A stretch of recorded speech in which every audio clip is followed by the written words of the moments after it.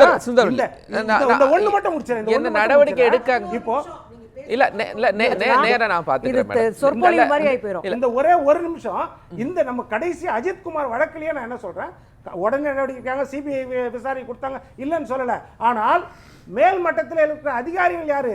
கடைநிலை காவல்துறையினர், இடைநிலை காவல்துறையினர் மட்டும் பலிகடா ஆக்குனீங்கன்னா அவங்களுக்கு ஆணையிட்ட அதிகாரிகள் மேல எடுத்த நடவடிக்கை என்ன? காவல்துறை இல்ல 11 நிமிஷமா எங்க அண்ணன் 11 நிமிஷம் நீங்க சொன்ன அத்தனை குற்றச்சாட்டுகளும் ஒரு 10 ஆண்டுகளுக்கு முன்பு அல்லது ஒரு 5 ஆண்டுகளுக்கு முன்பு 11 நிமிஷத்துல ஒரு நிமிஷம் என்னுடைய இன்ட்ரோ, அதனால 10 நிமிஷம் தான். 10 நிமிஷம் உங்களுக்கும் 10 நிமிஷம் தான். இல்ல எனக்கு அவ்வளவுலாம் வேண்டாம். உண்மையை சொல்றதுக்குலாம் அவ்வளவு சத்தமா பேச வேண்டிய அவசியம் இல்லை. ஒரு 5 வருஷத்துக்கு முன்னாடி 2021 வரை தமிழ்நாட்டுல குற்றமே நடந்தது இல்லைங்க. தமிழ்நாட்டுல தேனாரும் பாலாரும் ஓடிட்டு இருந்தது. அதுலதான் நாங்க குளிச்சுக்கிட்டே இருந்தோம். திடீர்னு 2021 மொத்த சமூகம் மாறி குற்றச்சமூகமா மாறிடுச்சு என்பதை போல எங்க அண்ணனுடைய பேச்சு இருந்தது. காலம் காலமாக குற்றச்செயல் நடந்துட்டு இருக்கு. தமிழ்நாட்டிலையும் அது நடந்துட்டு இருக்கு. இன்னும் சொல்ல போனா காவல்துறையினர் தங்களை அதிகாரத்தினுடைய உச்சமாக கருதுவது இன்னைக்கு நேத்து இல்ல. நாங்க களத்துல நேரடியா காவல்துறையை அணுகுகிற ஆட்கள், நாங்க களத்துல போராடிட்டு இருக்கிற ஆட்கள். எனவே காவல்துறையோடு எங்களுக்கு நிறைய முரண்பாடு உண்டு, சண்டை உண்டு, ரோட்ல உட்காந்து ஃபைட் பண்ணியிருக்கோம். ஒரு சைல்ட் ரேப் கேஸ் எடுத்துட்டு போயிட்டோம்னா அந்த குழந்தை ஏழையா இருந்தா, சாமானியரா இருந்தா, சாதியில ஒடுக்கப்பட்டவர்களாக இருந்தால், பெரிய பதவியில இல்லாதவர்களா இருந்தா கேஸ கூட பதிய முடியாது. அப்படியான காலகட்டத்தை தாண்டி தான் இந்த இடத்துல வந்து நிக்கிறோம். மனித உரிமை பேசுற இடத்துல வந்து நம்ம நிக்கிறோம். இப்ப பதிய முடியுதா? இல்ல, இப்பயும் பிரச்சனை இருக்குன்றதுல எனக்கு மாற்று கருத்தே இல்ல. ஆனால் அது குறைக்கப்பட்டு இருக்கிறதா அப்படின்னு தான்.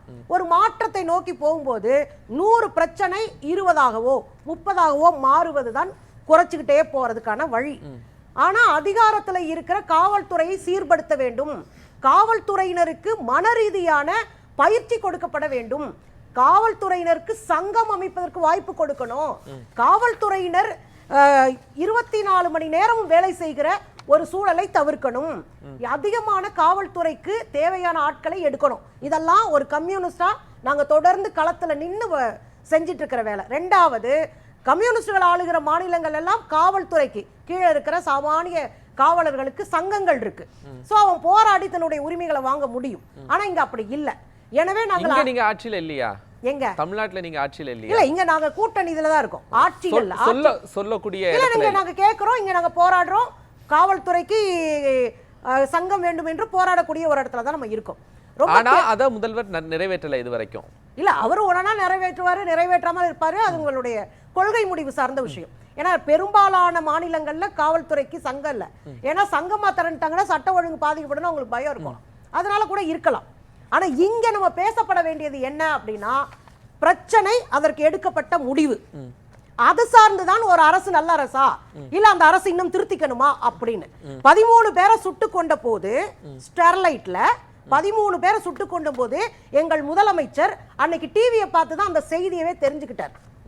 13 பேர்ல சுட்டு கொல்லப்பட்ட உடனே அவரு பத்திரிகையாளர் சந்திப்புல அன்பு நம்முடைய முன்னாள் முதலமைச்சர் ஐயா எடப்பாடியார் சொன்ன செய்தி, இப்படியான சூழலில், இப்படிப்பட்ட முரண்பட்ட சூழலில், இப்படியான நேரத்தில் இவையெல்லாம் நடக்கக்கூடும் என்று அவர் சொன்னார். நான் வீடியோ வச்சிருக்கேன், சரிங்களா? அப்படி சொன்னார். சொல்லிட்டு நாங்க என்ன கேள்வி கேட்டோம்னா, குழந்தைகளை தூக்கிக்கிட்டு, பேரம்பேத்திகளை தூக்கிக்கிட்டு, மண்ணுக்கும் நிலத்துக்குமான போராட்டத்துல வாட்டர் பாட்டில மட்டும் கையில வச்சிருக்கிறவங்க அப்படி என்ன அசாதாரணமான சூழலை ஏற்படுத்தி விட்டார்கள் என்கிற கேள்வியை வச்சோம். நாங்க வந்து முன்னாடி நீ யோகியமா அப்படி கேட்க வரல, முன்னாடி நடந்ததை விட இப்ப என்ன நடந்துட்டு இருக்கு. சரி, இப்போ ஃபெலிக்ஸ் கேஸ்ல நான் ரெண்டையும் கம்பேர் பண்ணிடுறேன். ஃபெலிக்ஸ் கேஸ்ல நீங்க பாத்தீங்கன்னா அந்த காவல்துறையினர் மீது நடவடிக்கை எடுக்கப்படல ஃபர்ஸ்ட். 2வது, காவல்துறையில நீதிமன்றமே வாண்டடா வந்து சுயமோட்டாவா அந்த வழக்கு எடுக்கிறாங்க. சுயமோட்டாவா வழக்கெடுத்து விசாரணை அதிகாரியாக பாரதிதாசன் அவர்களை நியமிக்கிறாங்க. பாரதிதாசன் அவர்களை மிரட்டுறாங்க நீதிபதியை மிரட்டி அவரை வந்து கண்டெம்ட் ஆஃப் கோர்ட் போறாங்க. அப்ப இவ்வளவும் பண்ணி இந்த சஸ்பெண்ட் பண்ணப்பட்டதை பின்னாடி சஸ்பெண்ட் பண்ணப்படுறாங்க. முதல் 4 நாள் வழக்கு ஓடிக்கிட்டு இருக்கு வழக்கு. ஐயா எடப்பாடியார் மூச்சு திணறி இறந்தார் என்று சொல்லுகிறார். அதுக்கப்புறம் அந்த வழக்கு ஓடிக்கிட்டு இருக்கு. இது எப்ப சரியாச்சு? மக்கள் எல்லாம் ரோட்டுக்கு வந்த பிறகு, நாங்கள் எல்லாம் களத்துல நின்று போராடின பிறகு சரியாச்சு. இப்ப நமக்கு இருக்கிற கேள்வி என்ன அப்படின்னா, அசம்பாவிதங்கள் நிகழுமா? காவல்துறை இதை கைவிடணுமா? காட்டு மிராண்டித்தனமாக ஒரு அதிகாரத்தை கையில் வைக்கிறதுக்கு காவல்துறைக்கு எந்த அதிகாரம் இல்ல. சரி, நான் ஒரு விஷயம் இதை சரி பண்ண வேண்டியது. திருபுவனத்துல ஒரு இளைஞர் காவல்துறை அடித்து கொலை செய்யப்பட்டிருக்கிறார். இது இன்றைய தமிழ்நாடு முதலமைச்சருக்கு எப்படி தெரியும்? தமிழ்நாடு முதலமைச்சருக்கு அவருக்கு டிவி பார்த்து தெரியும், இவருக்கு எப்படி தெரியும்? இல்ல, முதல்ல இருந்தவர் டிவி பார்த்து தெரிஞ்சுக்கிட்டாரு. சரி, இவருக்கு எப்படி தெரியும்? இருங்க நான் முடிச்சுக்கிறேன். டிவி பார்த்து தெரிஞ்சுக்கிட்டாரு. ரெண்டாவது மூச்சு அடைச்சு செத்ததா அறிக்கை வெளியிட்டாரு. அப்படி தெரிஞ்சுக்கிட்டாரு. ஆனா நான் இன்னும் ஏன்னா அறிக்கை வச்சு சேர்ந்துட்டாரு. ஆனா இவர் எப்படி தெரிஞ்சுட்டாருன்னா உள்துறையில இருக்கிற உளவு பார்க்கிற படையில இருந்து தெரிஞ்சுக்கிட்டு என்ன நடக்குதுன்னு முதல்ல தெரிஞ்சுக்கிட்டாங்க. ரெண்டாவது விஷயம் எப்படி எல்லாம் நடந்துச்சுன்னு தெரிஞ்சுட்டு அந்த கொலை நடந்திருக்குன்னு தெரிஞ்ச உடனே முதல் நடவடிக்கையா சஸ்பெண்ட் பண்றாங்க. ரெண்டாவது நடவடிக்கையா அவங்க மேல குற்றப்பதிவுனா என்ன, கொலை வழக்காக பதிவு செய்து உடற்கூறாய்வு வந்த பிறகு கொலை வழக்காக பதிவு செஞ்சோடனே பிடிச்சி உள்ள தள்ளி அவங்கள சஸ்பெண்ட் பண்ணி நிப்பாட்டிட்டாங்க. இது முதல் நடவடிக்கை. ரெண்டாவது, பாதிக்கப்பட்டவர்களை அரவணைக்கிறது அரசினுடைய பொறுப்பு. உடனே போறாங்க, நேரடியாக அமைச்சரை அனுப்பி கலெக்டரை அனுப்பி அவங்களுக்கு என்ன தேவை, வாழ்வாதாரத்தை பாதுகாக்கிறதுக்கு என்ன இருக்கு அதை பார்த்துட்டு இருக்காங்க. மூன்றாவது, இந்த குற்றவாளிகளாக கருதப்பட்டிருந்த எந்த ஸ்பெஷல் டீம் அதை உடைக்கிறாங்க. இந்த ஸ்பெஷல் டீம் எதுக்கு இருக்கணும், தேவையே கிடையாது. இதுக்கடையில நீதிமன்றத்தினுடைய தலையீடோ இந்த சாரிமா அப்படின்னு கேட்டது எங்க காவல்துறையினர் தவறு செஞ்சுட்டாங்க அப்படின்னு முதலமைச்சர் சொன்னாரா? இல்ல, அதுதான் அது அர்த்தமே. சாரிமாங்கிறது இழப்புக்கு சாரி. ரொம்ப தெளிவா புரிஞ்சுக்கணும். ஒரு காவல்துறை மிகப்பெரிய தவறு செய்தது, அதை நாங்க ஒத்துக்கிறோம்னு நீதிமன்றத்தில் தமிழ்நாடு அரசு சொல்லியிருக்கு. தமிழ்நாடு அரசினுடைய வழக்கறிஞர் காவல்துறையினுடைய தவறுதான் அப்படின்றத ஒத்துட்டு இருக்கிறாங்க. நீங்க முதல் நாள் ஹென்றி டிஃபைனுடைய பேட்டியை கேட்டீங்கனாலே அவர் தான் அந்த வழக்காடுறாரு. அவர் வெளியே வந்து சொன்ன பேட்டியில தெளிவா சொன்னாரு, காவல்துறை இந்த இந்த பிரச்சனையை காவல்துறை தான் செஞ்சது அப்படின்னு தமிழ்நாடு அரசு அந்த குற்றத்தை ஒத்துக்கிட்டாங்க. ஒண்ணு.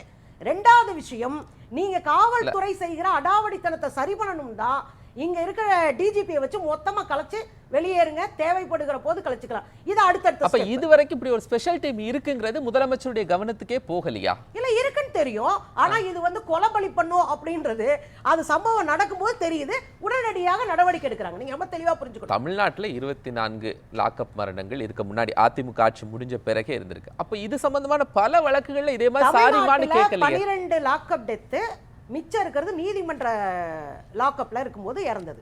சரிங்களா? காவல்துறை மொத்தமா சேர்க்கும் போது 24. அவங்க இருக்கும்போது 800 சில்லற, 10 ஆண்டுல 800 சில்லற. நீங்க இப்ப போய் எடுத்து போட்டாலும் வந்துரும். இது வந்து குற்றப்பதிவு ஆவண மையம் கொடுத்திருக்கிற புள்ளி. மொத்தமா சேர்த்தா நீங்க 42 சேர்க்கிற மாதிரி மொத்தமா சேர்த்தா 25 சேர்க்கிறீங்களா? மொத்தமா சேர்க்கிற மாதிரி சேர்த்தோம்னா 876 கேசஸ் வந்து அதிமுக பீரியட்ல. நம்ம இந்த கம்பாரிசன் இல்லைங்க. இங்க ஒடுக்கப்படுகிற சாமானிய மக்கள் உள்ள போய் அடிபடுறா, அதுதான் நாங்க பேச வரோம். இப்ப அதிமுக செயல்பாடு இல்ல மேம். இப்போ நான் அந்த வழக்கு மட்டும் இல்ல, ஒரு சிறுவனை இன்னும் 2 சிறுவர்கள் என்ன பண்றாங்க, கொலை செய்யறாங்க. இந்த துணிச்சல்லாம் காவல்துறை நம்ம மேல நடவடிக்கை எடுக்காது. நீங்க சமீபத்தில் ஒரு வரதட்சணை கொடுமையினால என்ன நடக்குது, ஒரு தற்கொலை நடக்குது. அப்ப வரதட்சணை கொடுமை செய்யறவங்களுக்கு இந்த காவல்துறை அதிகார பலத்துல இருந்து தப்பித்து விடலாம் இப்படிங்கிற தைரியம் தானே எல்லாம் நடக்கும். ரொம்ப சிம்பிளா புரிஞ்சுக்கணும். காவல்துறை அதிகார பலம் இருக்கோ இல்லையோ, காக்கி சட்டை போட்டோன்னே தன்னை அதிகாரத்தின் உச்சமா நம்புறவங்க தான் காவல்துறையினர். முதல் அதை மறுக்கவே முடியாது. நீங்க எந்த ஆட்சி, கக்கன் ஆட்சி இருக்குல்ல, கக்கன் தெரியுங்களா, தமிழ்நாட்டிலே மிக முக்கியமான எளிமையான போலீஸ் மந்திரி அவர் தான். இந்த இந்திய எதிர்ப்பு போராட்டத்தில் மாணவர்களை சுட்டாரு, அவரால் துப்பாக்கி வச்சு சுட்டாரு, அவர் ஆட்சியில் நடந்தது. காவல்துறை காலங்காலமாக அதிகாரத்தை கையில் வைக்கிற துறை. அதுல நான் எந்த மாற்றுக்கத்தில் அது எந்த ஆட்சி நடந்தாலும் நடக்கும். நாம பேச வேண்டியதை திரும்ப திரும்ப தெளிவுபடுத்துறேன். எளிய மக்களின் மீது இந்த பெரிய தாக்குதலை அவங்க நடத்தக்கூடாது.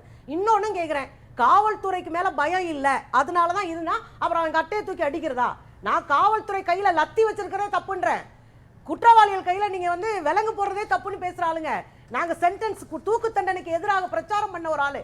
நான் தெளிவா இருக்கேன், உச்சபட்சத்துல இருக்கிற காவலர்களை ஒடுக்கணும், அவங்களை சீர்படுத்தணும், காவல்துறையை சீர்படுத்தணும். சாமானிய மக்கள் கை ஒடியுது, கால் ஒடியுது, அவன் கீழே விழுகிறான், எந்திரிக்கிறான். ஆனா ஆருத்ரா கோல்டுல பல ஆயிரம் கோடி எடுப்பான். இதுக்கும் காவல்துறை மந்திரிக்கு சம்பந்தம் இல்ல. காவல்துறைங்க தனி டிபார்ட்மெண்ட், அதை கையில வச்சிருக்க மந்திரி தனி.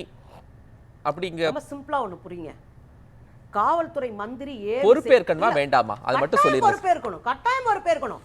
நாங்க என்ன அவர் யாரு, நம்ம அண்ணன் எடப்பாடியார் மாதிரி எதுவும் தெரியாதுன்னு கையாட்டிட்டு போனா விட்டு வேடிக்கை பார்க்கறவங்களை கட்டாயம் பொறுப்பேற்கணும். அரசு பொறுப்பேற்கணும், அதுல மாற்றுக்கிறது கிடையாது. ஆனால் அதை சீர்படுத்தணும். அரசு நாங்க அந்த பொறுப்பேற்ற இடத்துல மாதிரி பதில் சொல்லுச்சா மேம்? நீங்க நான் முதலமைச்சருடைய பேச்சிலேயே அவர் சொல்லும் போது என் காவல்துறை தவறு செய்து விட்டதுன்னு அவர் சொன்னாரா? இல்ல, நீங்க எனக்கு ஹென்ரி புரியல. டிஃபைன் இல்ல, சொன்னாரு, எனக்கு ரொம்ப simple. நீதிமன்றத்துல இல்ல, வாதத்துல எனக்கு நீங்க வச்சாங்க. ரொம்ப சிம்பிளா எனக்கு ஒரு பதில் சொல்லுங்களேன். 13 பேரை சுட்டு கொண்ட உடனே நான் பழைய ஆமா. ஆட்சிக்கு வரல, இந்த இல்ல, வருஷம். அது என்னங்க? இப்போ இல்ல, நேற்று ரொம்ப- நடந்ததை ரொம்ப நம்ம simple பேசிடுவோம். ஒரு கேள்வி. நம்ம நேற்று நான் ரொம்ப நடந்ததை simple, பேசுவோம். நான் நேருக்கு நேராவே கேக்குறேன். ரொம்ப சிம்பிளா நீங்க திரும்ப திரும்ப திரும்ப இங்க ஒரு வேலை நடந்துட்டே இருக்கு. நீங்க ஒரு ஆள் எழுந்து, ஒரு அரசு எழுந்து மாற்றத்தை நோக்கி போகணும்னு நினைக்கும் போது, ஒரு மாற்றத்தை குறித்து போகிற போது உடனடியாக நடவடிக்கை எடுக்கும் போது, டாஸ்மார்க்ல போராடுற பெண்ணுடைய காதை அடிச்சு உடைச்சு காதை அடிச்சு உடைச்சு காலியா போனவரு பாண்டியராஜனை எஸ்பி ஆக்க முடியும். இதெல்லாம் நீங்க கேள்வி கேட்க மாட்டீங்க. ஆனா திடீர்னு வந்து பல்வீர் சிங் ப்ரமோஷன்லாம் கொடுத்தாங்கல்ல இல்ல மேடம்? இல்ல, நீங்க பல்வீர் சிங் ப்ரமோஷன் கொடுப்பாங்க, எல்லாம் பண்ணுவாங்க. இதெல்லாம் இந்த காவல்துறை தானே. மாற்றத்தை நோக்கி ஒரு அரசு போகுதுன்னா குறைந்தபட்சம் பல்வீர் சிங் ப்ரமோஷன் கொடுக்கிறது மாற்றமா மேடம்? என்ன நினைக்கிறீங்கன்னா இல்ல, நீங்க சொல்லுங்க, பல்வீர் சிங் ப்ரமோஷன் கொடுக்கிறது மாற்றம்ங்கறீங்க. நீங்க கக்கனுக்கு வேண்டாம். சமீபத்துல இல்ல, எடப்பாடி வேண்டாம். கம்யூனிஸ்ட் கூட்டணியில இருக்கு மேடம், கம்யூனிஸ்ட் கூட்டணியில இருக்கு. அந்த அரசு ஒரு பல்வீர் சிங் ப்ரமோஷன் கொடுக்கறாங்க. ரொம்ப சிம்பிளா ஒரு விஷயம் நான் பேசுறேங்க. பல்வீர் சிங்கை யார் கொண்டாடினது? அன்னைக்கு போராட்டம் நடத்துனது நாங்க தாங்க. சரி, ப்ரமோஷன் கொடுத்ததுக்கு நீங்க போராட்டம் நடத்தி இருக்கணும்ல. ரொம்ப சிம்பிளா ஒன்னு சொல்றேங்க. ஒரு அரசு அதனுடைய இடத்துல நின்னு என்னென்ன வேலை பாக்குது. நீங்க என்ன கால்ல விழுந்து மன்னிப்பு கேட்க சொன்னா எடப்பாடியார கால்ல விழுந்து மன்னிப்பு கேட்கிற தைரியம் உங்களுக்கு இருக்கா? இருக்கா நான் கேக்குறேன். ஜர்னலிசம் அது சார்ந்தும் பல எத்தனை நாட்கள்ல விவாதம் நடத்தி இருக்கு மேடம்? எத்தனை நாட்கள் விவாதம் நடத்தி இருக்கு? எத்தனை நாட்கள் விவாதம் நடத்தி இருக்கு? ஆனால் இன்று அதே முதலமைச்சர் கேட்கல. இல்ல, எனக்கு ஒரு இடத்துல கூட அவர் மன்னிப்பு கேட்கணும் எந்த ஊடகவியலாளர் சொல்லல. ஆனா நீங்க மன்னிப்பு கேட்கணும்னு சொல்றீங்க பாருங்க. இந்த மாற்றத்தை உடைத்து சிதைத்து இங்க ஒரு மாற்றத்தை வரவிடாமக்கிறதுக்கான ஒரு வேலையை நீங்க பாக்குறீங்க மட்டும் நான் தெளிவா வெளிப்படுறேன். சுந்தரவல்லி மேடம் குறுக்கிட்டீங்கன்னா இல்ல, நான் என்ன கேக்குறேன்னா, அண்ணா வந்து சுப்பிரமணியன் அவர் வந்த பிறகுதான், ஜட்ஜு வந்த பிறகுதான் எல்லாம் நடந்துச்சுன்னு ஒரு போலியான ஒரு பிம்பத்தை கட்டமைக்கிறாரு. முதலே கைது செய்யப்பட்டார்கள், முதலே சந்தேகம். ஆமா, முதலே வந்து நீதிபதி கண்டிக்கிறதுக்கு முன்னாடியே கைது செஞ்சுட்டாங்களா? ஆமா, நீதிமன்றம் போறதுக்கு முன்னாடியே சந்தேக மரணம் வழக்கு பதிவு பண்ணாச்சு, அவங்கள வந்து கைது பண்ணிட்டாங்க. அதுக்கு அப்புறம் தான் வந்து அவங்க மேல கொலை கேஸா மாத்துனது. இந்த எக்ஸ் தளத்தினுடைய பதிவோட நீங்க பதிவு செய்யலாம்.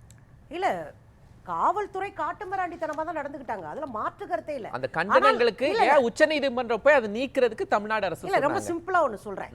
தமிழ்நாடு அரசு காவல்துறை சீர்படுத்தணும். எந்த அரசு வந்தாலும் காவல்துறை இப்படிதான் இருக்கு, பாதுகாக்கறாங்களே. இல்ல பாதுகாக்க நீதிமன்றம் கண்டனம் தெரிவிக்குது. ரொம்ப சிம்பிளா நான் கம்பேரிஷனா போயிடுறேன்னு உடனே நீங்க கதற ஆரம்பிச்சிருவீங்க, பதற ஆரம்பிச்சிருவீங்க. இதுக்கு முன்னாடி இருந்த அரசை விட பாதுகாக்கிறதுல இந்த அரசு பரவாயில்லன்னு தான் சொல்லுவேன். மாற்றத்தை நோக்கி அடுத்த கடி ரொம்ப சிம்பிளா நீதிமன்றம் கண்டிக்குது. நீதிமன்றம் என்ன தெளிவா சொன்னாங்க தெரியுமா?